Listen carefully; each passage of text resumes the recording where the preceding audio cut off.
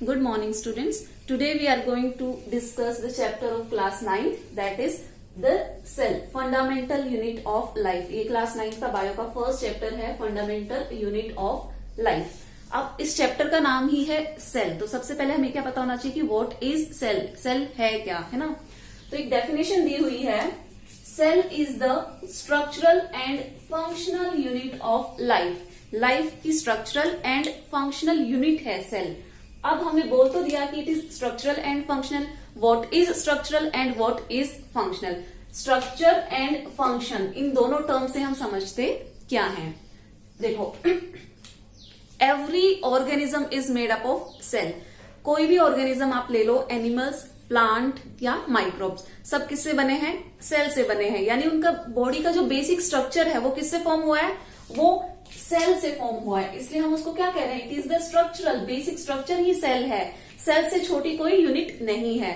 मैं कह सकती हूं कि सेल से टिश्यू बनता है. ठीक है, तो सेल से एक बड़ी यूनिट हो गई टिश्यू. टिश्यू से ऑर्गन बनता है, ऑर्गन से ऑर्गन सिस्टम बनता है.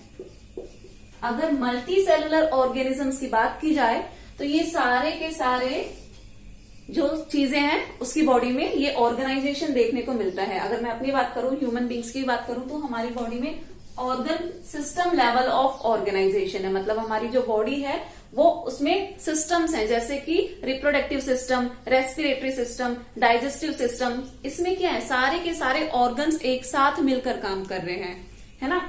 और अब इसका छोटे लेवल पे अगर हम जाएंगे, मतलब ऑर्गन सिस्टम से छोटा लेवल क्या हो गया? ऑर्गन्स हो गए. ऑर्गन से छोटा लेवल टिश्यू, और सबसे छोटा लेवल क्या हो गया? सेल.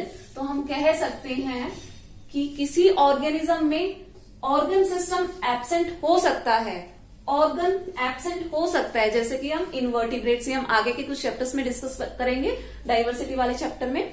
यहाँ पे आप इतना समझो कि अगर कोई भी लिविंग बीइंग है तो वो एक सेल से जरूर बना होगा.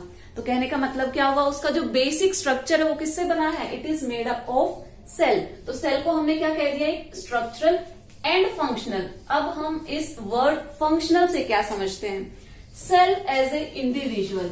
ये सेल है एक इंडिविजुअल, ये अपनी सारी इंपॉर्टेंट फंक्शनिंग खुद करता है इंडिविजुअल लेवल पे. ठीक है, सेल से जब ये टिश्यू बनता है, जब बहुत सारे सेल्स एक साथ ग्रुप हो जाते हैं तो वो टिश्यू बनाते हैं, है ना, और मिलकर एक फंक्शन करते हैं. तो यहाँ पे टिश्यू में क्या है? बहुत सारे सेल एक साथ कोई फंक्शन कर रहे हैं. ठीक है, बट अगर एक इंडिविजुअल सेल को अगर मैं लूं तो that individual cell is capable to perform all the vital functions. जितने भी वाइटल फंक्शंस हैं इसको जिंदा रहने के लिए, वो सारे ये सेल करता है. ठीक है, इवन रिप्रोडक्शन भी करता है. एक सेल दो में डिवाइड होता है. तो ये किस लेवल पे कर रहा है? ये इंडिविजुअल लेवल पे कर रहा है, सेलुलर लेवल पे कर रहा है. ठीक है, तो इससे क्या समझ में आता है कि cell is the structural and functional unit of life. I hope आपको ये समझ में आया होगा कि हम स्ट्रक्चरल और फंक्शनल क्यों कह रहे हैं. क्यों? क्योंकि ऑर्गेनिज्म का स्ट्रक्चर और फंक्शन दोनों किससे रिलेटेड है? सेल से रिलेटेड है. ये एकदम बेसिक यूनिट है, सबसे छोटी इकाई है ये. ठीक है, लाइफ की. तो आपको डेफिनेशन समझ में आई होगी. अब हमने डेफिनेशन तो दे दी, इससे पहले सेल की डिस्कवरी कैसे हुई, कुछ हिस्ट्री होगी इसके पीछे कि सबसे पहले डिस्कवर कैसे हुआ सेल, पता कैसे चला कि सेल जैसी चीज भी कोई होती है. तो उसके बारे में मैं आपको बताऊं. सबसे पहले इन द ईयर 1665 एक साइंटिस्ट हुआ करते थे, रॉबर्ट हुक. इन्होंने डेड सेल डिस्कवर किया था. डेड सेल इन्होंने डिस्कवर किया था. किसने? रॉबर्ट हुक ने. कैसे किया था? इन्होंने एक माइक्रोस्कोप बनाया था. ठीक है, खुद का सेल्फ मेड माइक्रोस्कोप था इनका. उसके अंदर इन्होंने कॉर्क सेल को ऑब्जर्व किया था. जो ट्रीज का जो बार्क होता है, that is dead part of the tree, जो बार्क होता है उसको हम कॉर्क बोलते हैं. उसको under the microscope he observe cork under the microscope. तो क्या दिखाई दिया था उसको? उसने जो डिस्क्राइब किया था, कहा था कि मुझे एक हनी कॉम्ब जैसा स्ट्रक्चर दिखा था. हनी कॉम्ब का स्ट्रक्चर कैसा होता है? मधुमक्खी का छत्ता जो होता है वो कुछ ऐसा दिखता है. अगर आप सबने देखा होगा तो कुछ ऐसे उसके अंदर कंपार्टमेंट्स बने होते हैं. तो उसने क्या कहा था, ईच कंपार्टमेंट को एक नाम दे दिया था सेल। ठीक है, सेल क्या है, एक लैटिन वर्ड है और इसका मतलब क्या होता है, टाइनी रूम। ठीक है, टाइनी या फिर लिटिल, एक छोटा सा कमरा, एक छोटा सा कमरा लैटिन में इसका मतलब होता है cell. Cell is a Latin word जिसका मतलब होता है लिटिल या फिर टाइनी रूम। तो उसको एक, हर एक कंपार्टमेंट उसको एक छोटे से रूम के जैसे दिखा था। ठीक है, तो उसने इसका क्या नाम दे दिया था, सेल। तो वहां से जो सेल वर्ड है वो किसने दिया था, वो रॉबर्ट हुक ने दिया था। वहां से हमारे पास ये टर्म आया है सेल। अब ये क्या था, ये लिविंग नहीं था, ये डेड सेल था, क्योंकि प्लांट का जो बार्क है वो लिविंग मटेरियल नहीं होता, वो डेड मटेरियल होता है। ठीक है, तो इन्होंने ऑब्जर्व क्या किया था, कॉर्क को ऑब्जर्व किया था। ठीक है, कॉर्क सेल को ऑब्जर्व किया था, वहां से इन्होंने डिस्कवरी की थी किसकी, सेल की। तो अगर आपसे पूछा जाए क्वेश्चन में, देखो दो क्वेश्चन बनते हैं, एक तो डेड सेल किसने डिस्कवर किया था, दूसरा लिविंग सेल किसने डिस्कवर किया था। तो जब डेड सेल अगर मेंशन हो तो आप क्या नाम दोगे, रॉबर्ट हुक का, कि रॉबर्ट हुक ने सबसे पहले इन द ईयर 1665 किसको डिस्कवर किया था, डेड सेल। और कैसे किया था, कॉर्क स्लाइस से। जो कॉर्क का जो स्लाइस था, जो बार्क का जो स्लाइस था, उसको एक सेल्फ मेड माइक्रोस्कोप के अंडर ऑब्जर्व किया था। तो एक comb like, Honey comb like structure दिखा था, जिसको उन्होंने क्या कहा था कि सेल, कंपार्टमेंट को नाम दे दिया था सेल। ठीक है, अब यहां से हमें सिर्फ सेल का पता चला है, उसके अंदर न्यूक्लियस भी होता है, सेल वॉल भी होती है, बाकी के ऑर्गेनल्स भी होते हैं। ये सब हमें 1665 तक नहीं पता था।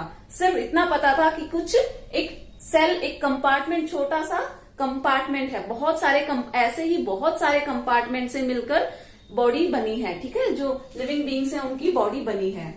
उसके बाद में इन द ईयर 1674, यानी कि ऑलमोस्ट आफ्टर 9 इयर्स, लीवन हुक एक साइंटिस्ट हुए, उन्होंने क्या डिस्कवर किया, लिविंग सेल को, लिविंग सेल को डिस्कवर किया था। ठीक है, फ्री लिविंग कह सकते हैं इसको हम, क्योंकि इन्होंने पॉन्ड वाटर लिया था। ठीक है, इन्होंने भी सेल्फ मेड माइक्रोस्कोप यूज किया था, बट थोड़ा सा हाई पावर थी उसकी। ठीक है, जो मैग्नीफाइंग लेवल था रॉबर्ट हुक के माइक्रोस्कोप से थोड़ा ज्यादा था, तो वो बेटर तरीके से देख सकते थे। तो इन्होंने क्या किया था, पॉन्ड से वाटर कलेक्ट किया था और उसको अपने माइक्रोस्कोप के अंदर ऑब्जर्व किया था। तो इनको कुछ मूविंग स्ट्रक्चर्स दिखाई दिए थे। ठीक है, तो उन्होंने क्या कहा था कि ये भी क्या है, ये सेल है, लेकिन ये फ्री सेल्स हैं, दे आर मूविंग। और वो क्या हो सकते हैं, वो may be that may be the amoeba, amoeba क्योंकि नॉर्मली पॉन्ड वाटर में देखने को मिलता है। ठीक है, तो ऐसे 1674 में लिविंग सेल की डिस्कवरी हुई थी। तो जैसे ही क्वेश्चन चेंज हो जाता है, हु डिस्कवर्ड लिविंग सेल, तो आपका आंसर भी चेंज हो जाएगा, लीवन हुक। ठीक है, अब मैंने क्या बात की है, सिर्फ एक कंपार्टमेंट की बात की है, एक सेल की बात की है। अब सेल के अंदर क्या है, एक न्यूक्लियस भी होता है।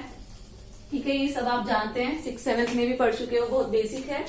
तो एक और साइंटिस्ट हुए 1831 में। अब आप गैप देखिए कि कितना टाइम लग रहा है ना, जो रिसर्च चल रही है वो इतनी इजीली नहीं थी उस टाइम पे, बहुत टाइम बाद हमें चीजों का पता चल रहा है। सिर्फ एक सेल के बारे में हम स्टडी कर रहे हैं और उसका भी न्यूक्लियस कब जाके डिस्कवर हो रहा है, 1831 में, इतने टाइम बाद। तो रॉबर्ट हुक ने क्या डिस्कवर किया था, डिस्कवर्ड न्यूक्लियस। इतनी बात समझ में आई। हमने अभी तक सिर्फ 3 चीजें पढ़ी हैं। सबसे पहले definition of the cell, then discovery of the cell. सबसे पहले सेल किसने डिस्कवर किया था, Robert Hooke and Leeuwenhoek ने डेड एंड लिविंग सेल को डिस्कवर किया था। देन सेल के अंदर एक न्यूक्लियस भी होता है। ये कैसे पता, किन्होंने बताया था, ये रॉबर्ट हुक ने हमें बताया था। कब, 1831 में बताया था। अब एक टर्म दिया था प्रोटोप्लाज्म।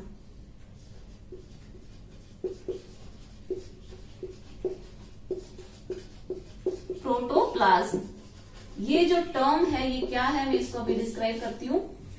एक साइंटिस्ट थे पुरकिंजे, जिन्होंने 1839 में एक टर्म दिया था प्रोटोप्लाज्म। उन्होंने कहा था कि सेल के अंदर प्रोटोप्लाज्म होता है। अब हम देखेंगे कि व्हाट इज प्रोटोप्लाज्म, कि ये प्रोटोप्लाज्म है क्या। ये एक सेल है, इसके अंदर ये न्यूक्लियस है, ये हमें पता चल गया कि ये क्या है, न्यूक्लियस है।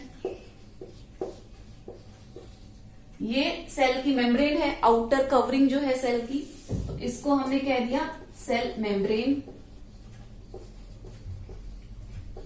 ठीक है। अब ये जो सब्सटेंस है एक लिक्विड सब्सटेंस है, सेल के अंदर एक लिक्विड सा सब्सटेंस है, ठीक है, वाटरी सब्सटेंस है, उसको हम बोलते हैं साइटोप्लाज्म।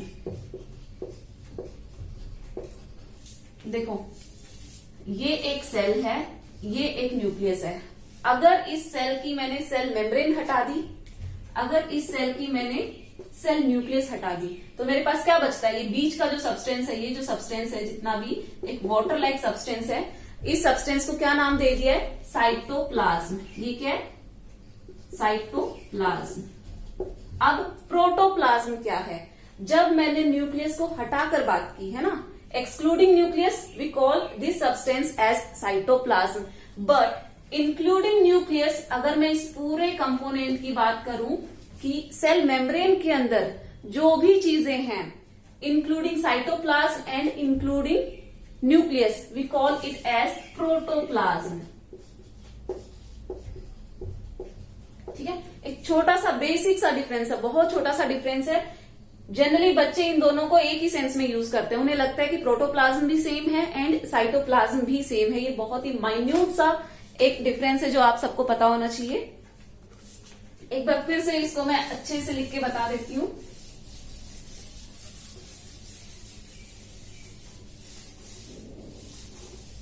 हम रॉबर्ट ब्राउन तक बात कर चुके हैं, उन्होंने सेल न्यूक्लियस डिस्कवर किया था। यहां पे मैं एक छोटा सा डिफरेंस लिख देती हूं, प्रोटोप्लाज्म एंड साइटोप्लाज्म में। बुक में एनसीईआरटी में ये टर्म जरूर यूज किया गया है, लेकिन इसकी डेफिनेशन नहीं बताई गई है।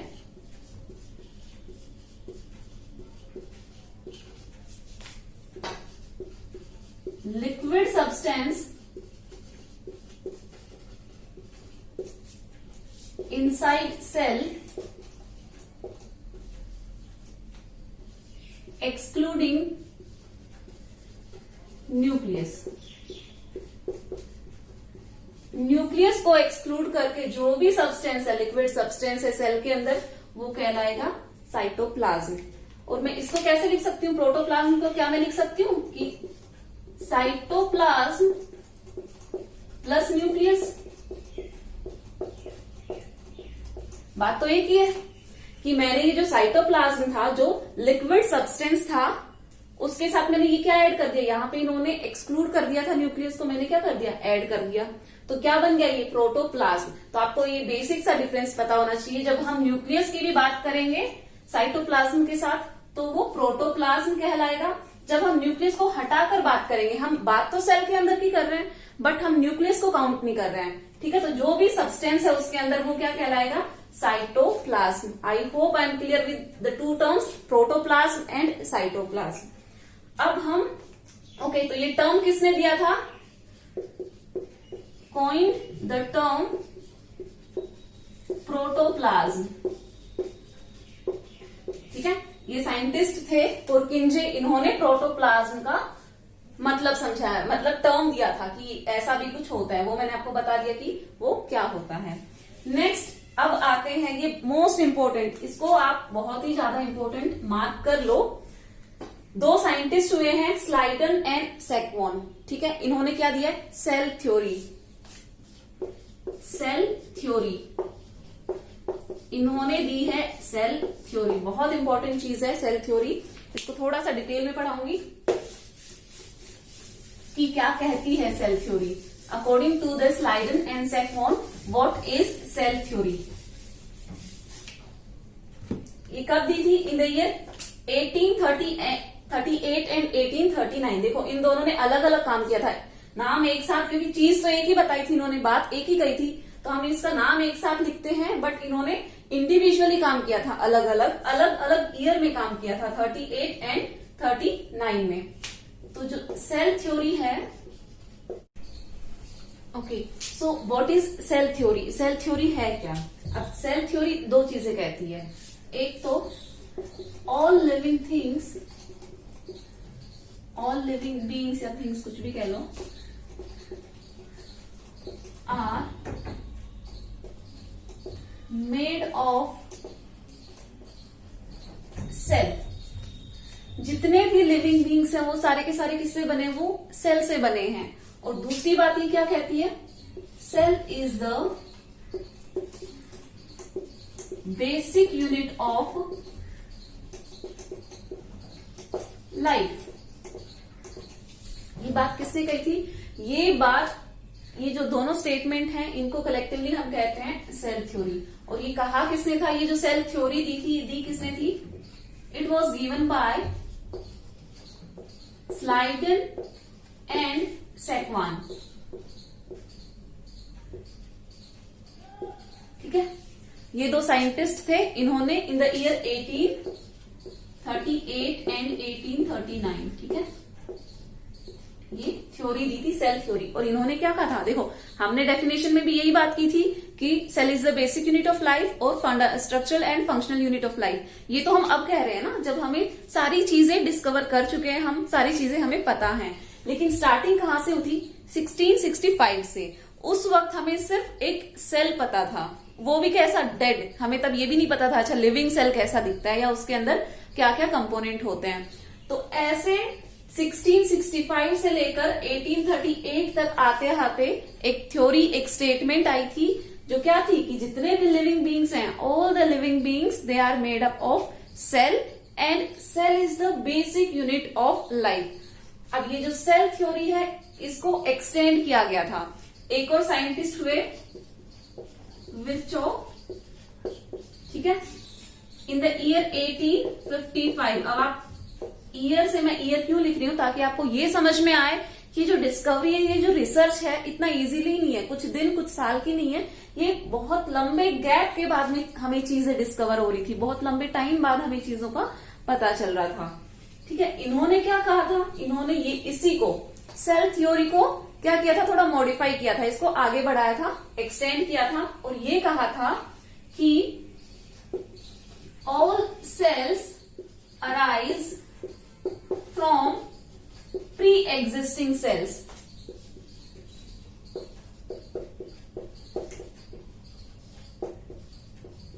ये कहता है, ये स्टेटमेंट क्या कहता है कि जितने भी सेल्स हैं वो प्री एग्जिस्टिंग, जो पहले जो सेल्स एग्जिस्ट कर रहे थे उनसे आए हैं। अब कैसे आए हैं, ये एक सेल है, जब इसने डिवाइड किया तो इसने सेल बनाया।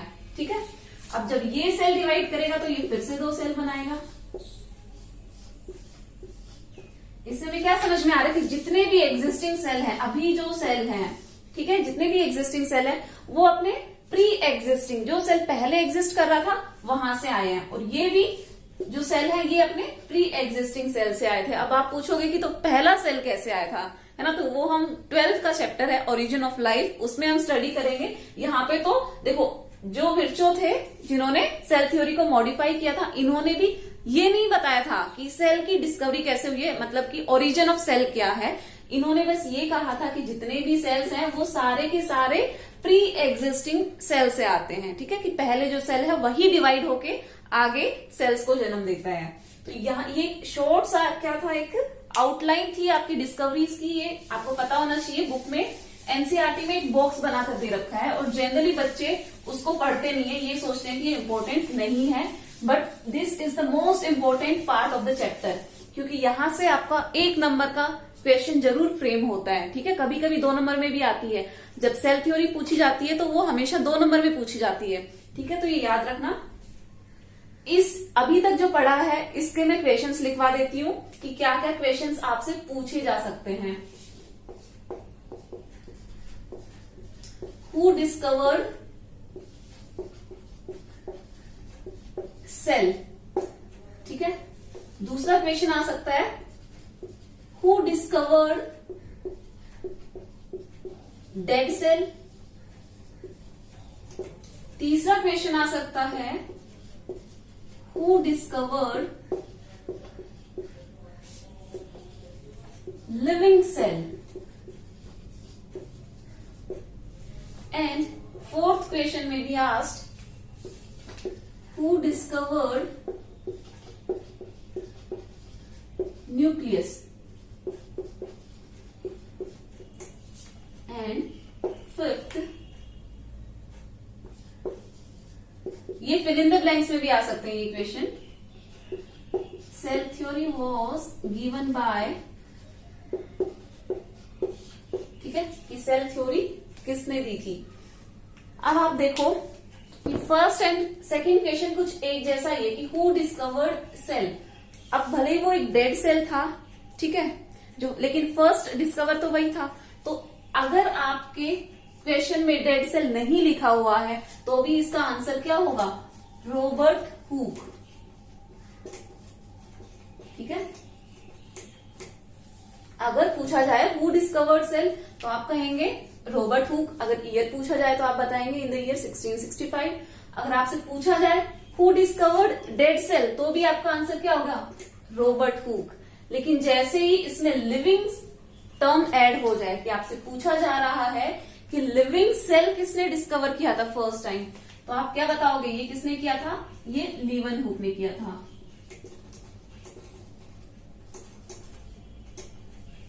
ठीक है। कब किया था, इन द ईयर 1674 में, और ये कब किया था, 1665 में, ठीक है। अब न्यूक्लियस, बच्चे जनरली कंफ्यूज हो जाते हैं न्यूक्लियस में और सेल में। देखो न्यूक्लियस की बात हो रही है तो हम सेल के अंदर का जो कंपार्टमेंट है, सॉरी कंपोनेंट है, सेल के अंदर का जो कंपोनेंट है न्यूक्लियस, उसकी बात कर रहे हैं कि हमें ये पता चला था, किसने बताया था, रॉबर्ट ब्राउन ने, कि सेल के अंदर कुछ कंडेंस मटेरियल कुछ है सेल के अंदर, और वो जो चीज है उसका नाम दिया था न्यूक्लियस। इससे पहले जो रॉबर्ट हुक ने हमें बताया था, रॉबर्ट हुक ने सिर्फ इतना बताया था कि कुछ ऐसे कंपार्टमेंट से बने हुए हैं और जो हमारी बॉडी है वो इन्हीं से बनी है, और इन कंपार्टमेंट को उन्होंने नाम दे दिया था सेल। तो सेल के अंदर का कुछ डिस्क्रिप्शन नहीं दिया था उन्होंने, ठीक है। ये डिस्क्रिप्शन किसने दिया था कि न्यूक्लियस भी प्रेजेंट होता है सेल के अंदर, ये दिया था रॉबर्ट ब्राउन ने, ठीक है। अब मोस्ट इंपोर्टेंट, इसको तो मार्क ही कर लो, मोस्ट इंपोर्टेंट, ऐसे one word fill in the blank में भी आ सकती है, ये क्वेश्चन की फॉर्म में भी आ सकती है कि एक्सप्लेन द सेल थ्योरी, ठीक है। या तो सेल थ्योरी किसने दी थी या फिर what is cell theory, explain करो उसको। तो दो फॉर्म में ये क्वेश्चन पूछा जा सकता है, और ये यूनिट टेस्ट में तो पक्का ये क्वेश्चन आता ही आता है। स्लाइडन एंड सैकमोन, अगर क्वेश्चन आ जाए हु मॉडिफाइड और हु एक्सटेंडेड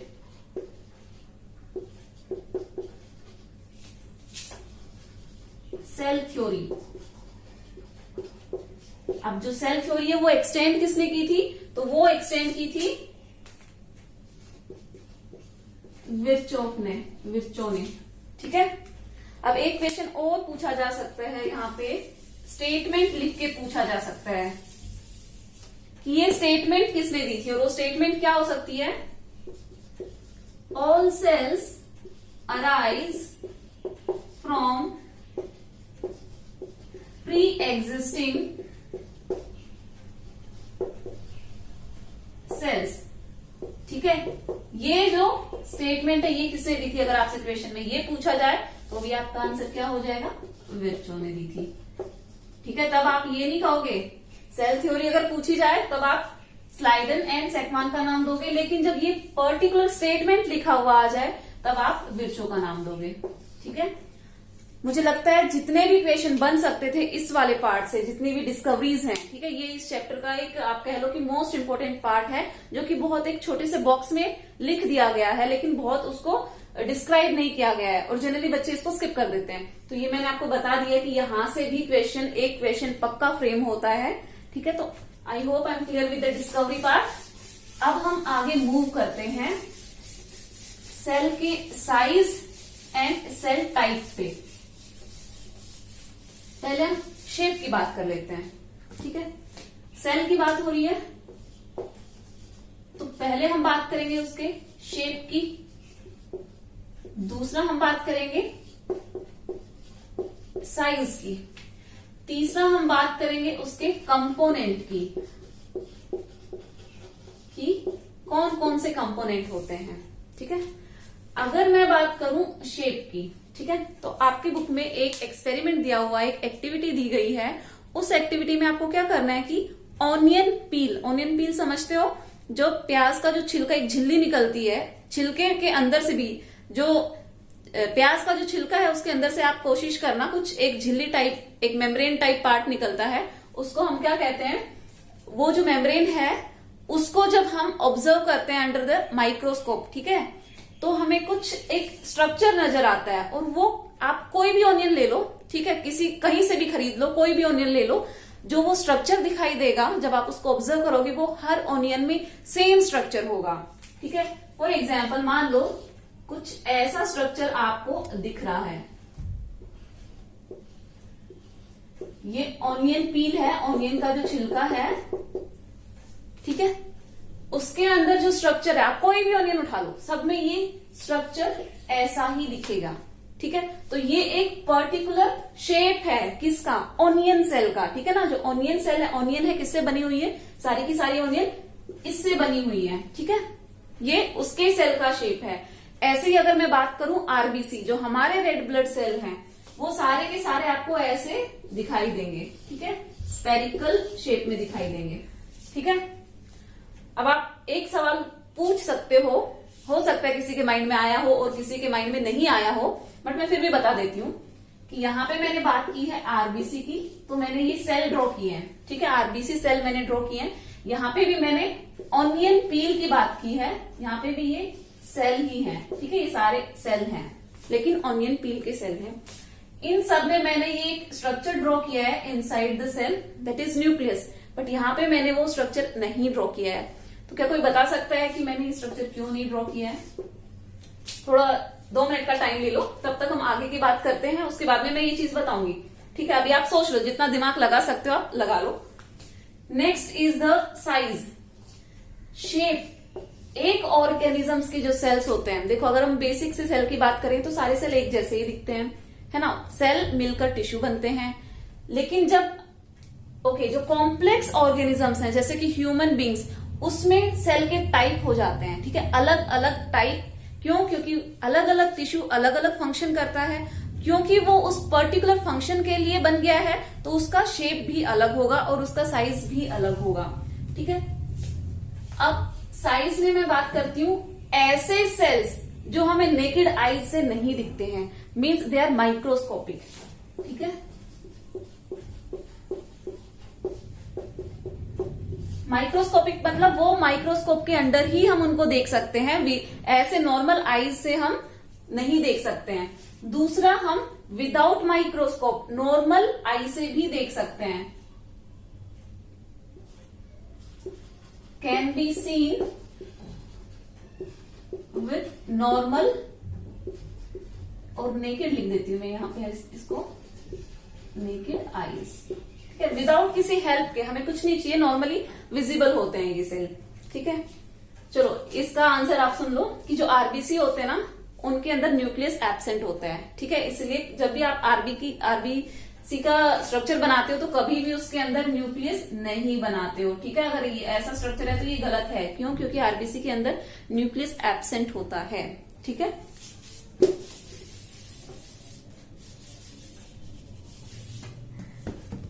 तो कुछ ऐसे सेल जो माइक्रोस्कोपिक होते हैं, जो माइक्रोस्कोप के अंदर ही ऑब्जर्व किए जा सकते हैं, जैसे कि हमने आरबीसी की बात की है, ऑनियन पील की बात की है। ठीक है, आप अपने चीक सेल भी ऑब्जर्व करते हैं, हम ये एक्सपेरिमेंट करते हैं हम लैब में।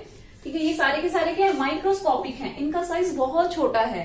बट कुछ ऐसे सेल भी हैं जो हमें नेकेड आईज से दिख जाते हैं। वो क्या है, आपने एग देखा है, ठीक है, जो नॉर्मल हेन का जो एग है, अंडा आप खाते हो, जो देखा, वो जो एग है वो एक सिंगल सेल है। ठीक है, वो आप ऐसा मत समझ लेना कि इसके अंदर और भी बहुत सारे सेल्स होंगे, ये तो कुछ ऑर्गन टाइप दिख रहे हैं, नहीं, दैट क्योंकि वो एग है। ठीक है, जो एग है it is made up of a single cell से बना हुआ है।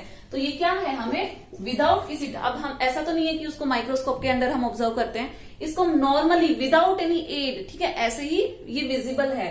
तो सबसे लार्जेस्ट सेल की अगर मैं बात करूं, ठीक है, तो तो जो हमें नेकेड आईज से विजिबल है वो क्या है, ऑस्ट्रिच एग, क्योंकि सबसे बड़ा एग किसका है, ऑस्ट्रिच का है, तो वो सबसे बड़ा क्या हो गया, सेल भी हो गया।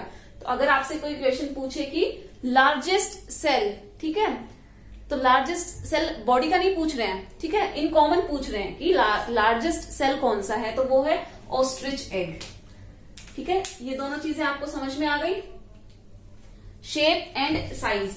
अब हम आते हैं कंपोनेंट पे।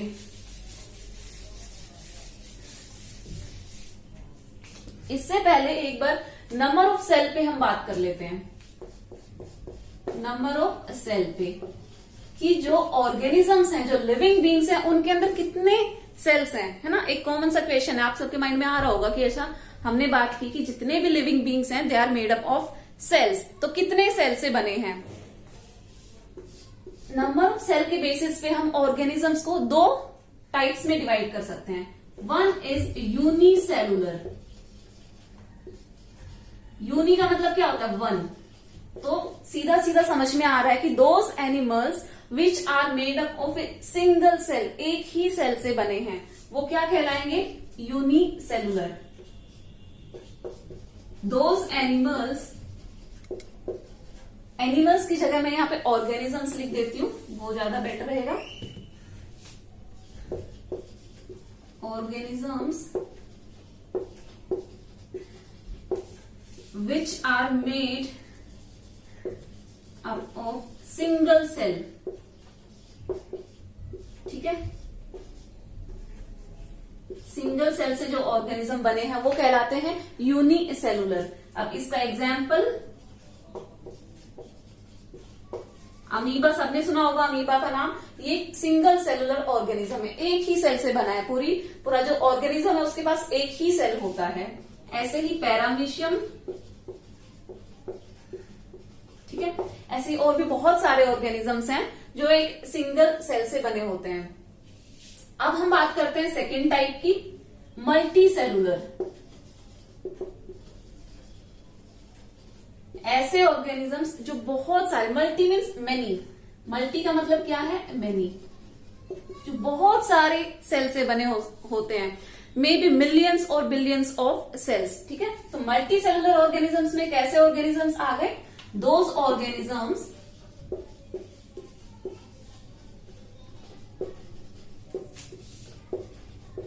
which are made up of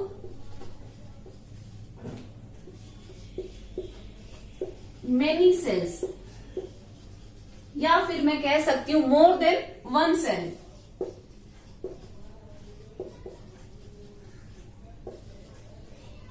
एक सेल से ज्यादा जो भी ऑर्गेनिजम्स बने हैं, ठीक है, वो सब किस कैटेगरी में आएंगे, मल्टी सेलुलर ऑर्गेनिजम्स में आएंगे। और इसका एग्जाम्पल तो बहुत आसान है, आपको जो भी चीजें विजिबल हैं, क्यों, क्योंकि जो सिंगल सेल है जनरली एग को छोड़ दिया जाए तो वो विजिबल नहीं होते हैं, ठीक है। यूनिसेलुलर ऑर्गेनिजम्स, मल्टी सेल, जितनी भी चीजें आपको दिखती हैं, जितने भी एनिमल्स आपको दिखते हैं, एनिमल्स हैं, प्लांट्स हैं, ठीक है, ह्यूमन बींग्स हैं, हम सबकी बॉडी किससे बनी है, बहुत सारे सेल से बनी है, ठीक है। तो हम किस में आते हैं, मल्टी सेलुलर ऑर्गेनिज्म की कैटेगरी में हम आते हैं, ठीक है। तो देखो, नंबर ऑफ सेल के बेसिस पे हमने ऑर्गेनिजम्स को कैसे डिवाइड किया है, किस बेसिस पे डिवाइड किया है, दो टाइप में, यूनिसेलुलर एंड मल्टी सेलुलर, ठीक है।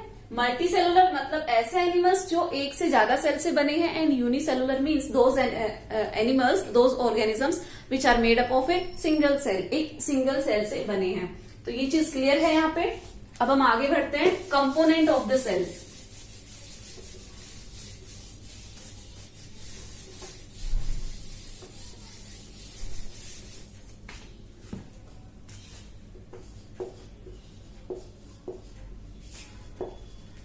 कंपोनेंट्स ऑफ द सेल,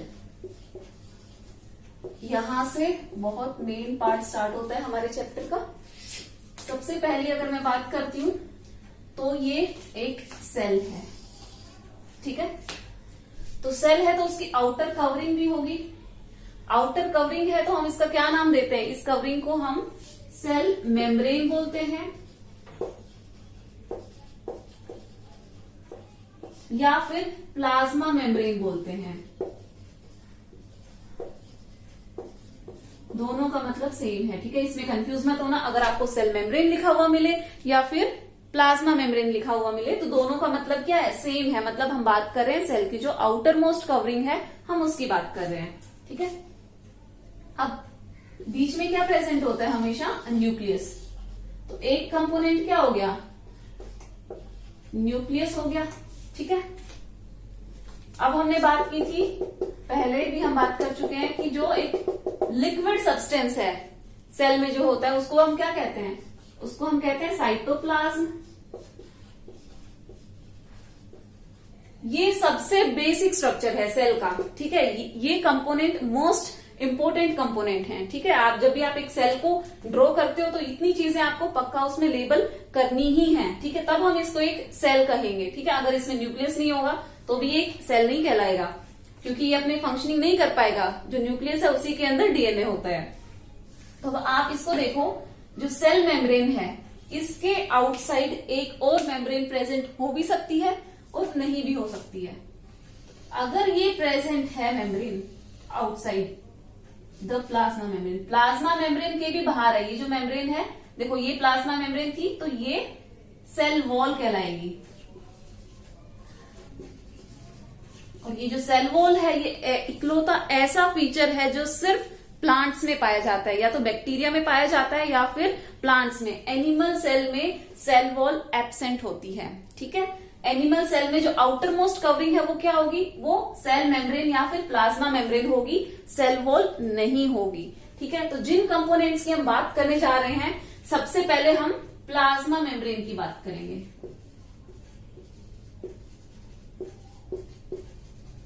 ठीक है।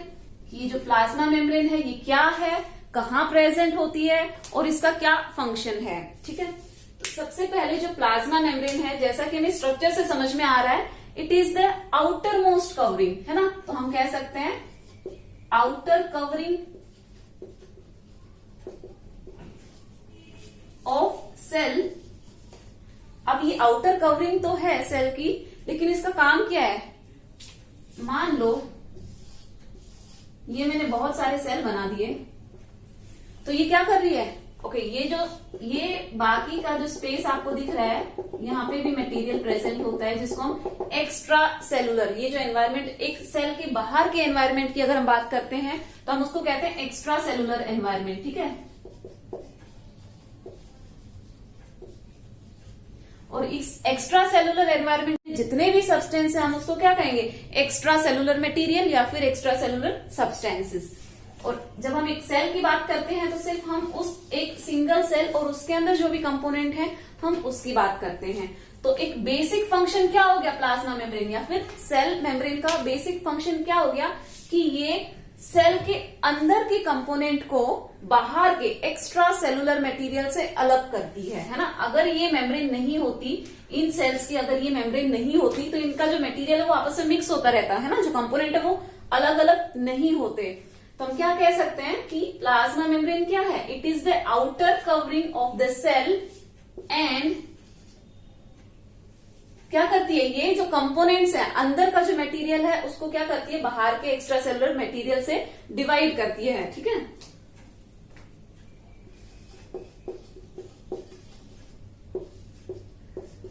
Extra cellular material from the cell, ठीक है। सेल से जो एक्स्ट्रा सेलुलर मटेरियल है उसको डिवाइड करती है, ठीक है। उससे एक बैरियर का काम करती है, हम इसको ऐसे कह सकते हैं। दूसरा ये क्या होती है, ये थिन होती है, बड़ी ही थिन मेम्ब्रेन होती है, पतली सी मेम्ब्रेन होती है एंड इलास्टिक भी होती है। इलास्टिक के साथ साथ इसका सबसे मोस्ट और एकदम जिसको हम इग्नोर ही नहीं कर सकते ऐसा फीचर है, वो है selectively permeable membrane. Selectively permeable membrane, ठीक है। बाकी चीजें हमें समझ में आ गई कि हाँ ये थिन है, ये इलास्टिक है और ये एक आउटर कवरिंग है। अब जो हम डिस्कस करने जा रहे हैं वो है सेलेक्टिवली परमिएबल मेम्ब्रेन। ये कैसे एक्ट करती है, एक सेलेक्टिवली परमिएबल मेम्ब्रेन की तरह एक्ट करती है। अब हम पढ़ेंगे कि what what is the meaning of selectively permeable membrane? कि ये एक मेम्ब्रेन तो है बट ये चीजों को सेलेक्ट करती है, मतलब ऐसा नहीं है कि सेल के अंदर कुछ भी बाहर से एंटर हो जाए और सेल के अंदर जो भी मटेरियल है वो अपने आप सेल के बाहर निकल जाए, ऐसे नहीं है। वो पहले चीजों को, जो भी सब्सटेंस है सेल के अंदर और सेल के बाहर, दोनों को सेलेक्ट करती है और उसके बाद में वो रेगुलेट करती है कि कौन सा मटेरियल अंदर आएगा, कौन सा मटेरियल बाहर जाएगा। तो एक क्वेश्चन बनता है, बहुत ही आपके एनसीईआरटी में दिया भी हुआ है, व्हाई प्लाज्मा मेम्ब्रेन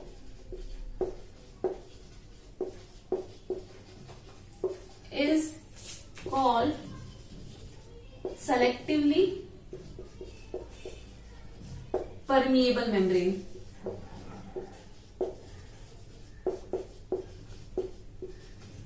ठीक है,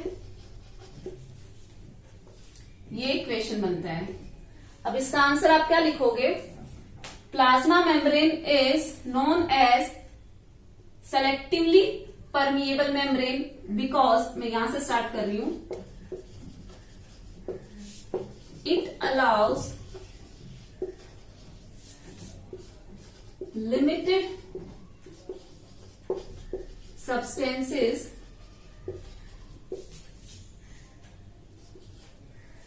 to enter and exit from the cell। मतलब कौन सा सब्सटेंस अंदर आएगा सेल के, कौन सा सब्सटेंस बाहर जाएगा, इस सबकी जिम्मेदारी किसने ले रखी है?